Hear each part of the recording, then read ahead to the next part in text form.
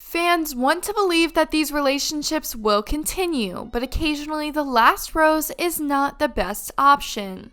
Many Bachelor and Bachelorette candidates have had long-term relationships and marriages over the years. Some have even gone as far as to welcome children as a couple. However, most couples were unable to attend the After the Final Rose ceremony.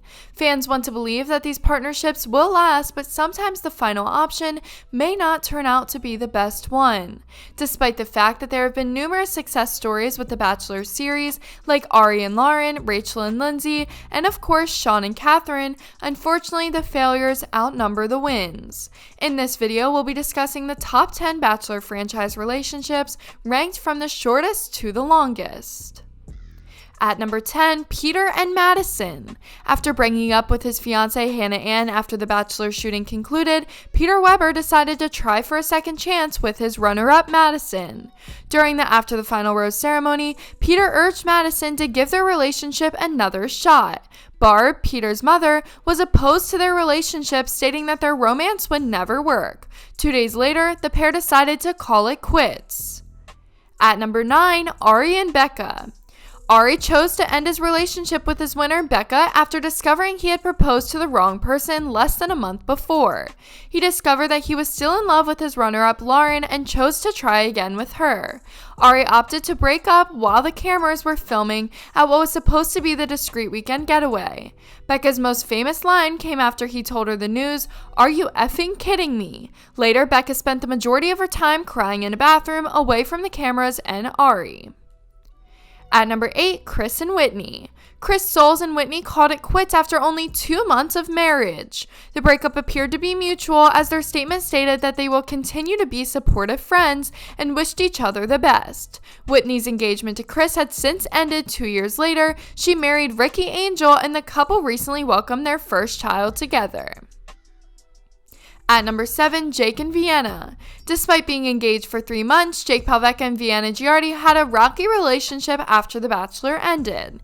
The pair formed a sit-down joint split interview with Chris Harrison in 2010. Jake and Vienna were making snide remarks to each other, and Vienna even walked away at one point. He said she emasculated him, while she maintains Jake was only kind to her when the cameras were rolling. At number 6, Claire and Dale. One of the most recent Bachelor Nation splits was between Claire Crawley and The Bachelorette and her winner Dale Moss. Dale stated on Instagram that he and Claire have decided to split up 5 months after being engaged at the La Quinta Inn. The couple, on the other hand, has been holding hands and kissing on several times within that month after. They were spotted on the streets of New York City that week and spending time in Florida the February after. At number 5, Nick and Vanessa. Nick Viall thought he'd found the one after proposing to Vanessa at the final rose ceremony. Nick has participated twice on The Bachelorette, once on The Bachelor in Paradise, and once as The Bachelor. Nick and Vanessa called it quits on their love after 5 months of engagement. The pair tried to make it work, but they were too far apart to see each other between Los Angeles and Montreal.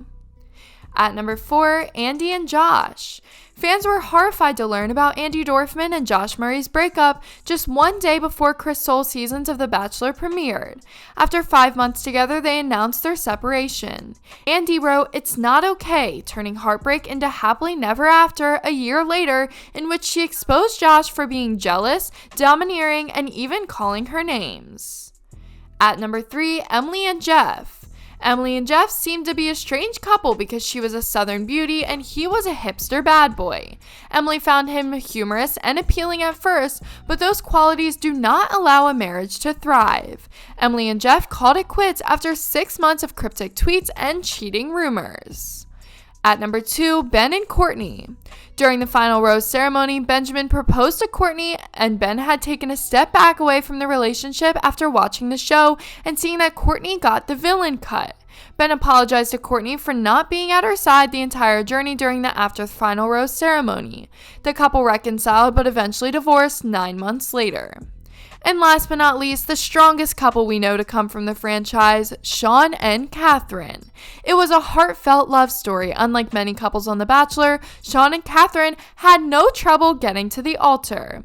Lowe, who debuted on Emily's season of The Bachelorette, rose to the top spot on season 17 of The Bachelor. He was dubbed the Virgin Bachelor after revealing that he was a born-again virgin saving himself for marriage. When the graphic designer joined the dating program, she had no idea what to expect. She, on the other hand, instantly fell in love. The couple, who married in 2014, now has 3 children, which was always their intention. We always intended to have 3 children. The concept of raising 3 kids under 3.5 years old, if I'm being honest, that's a little daunting. Her first thought was most likely not one of excitement. Wait, we're having a baby was undoubtedly her initial thinking. I already have a child, I'm not prepared for another, but after a few hours, I believe she came excited. Well guys, thank you so much for making it to the end of the video. Be sure to smash that like button, subscribe to 10 Focus, and ring that notification bell so that you never miss our videos. Thanks for watching.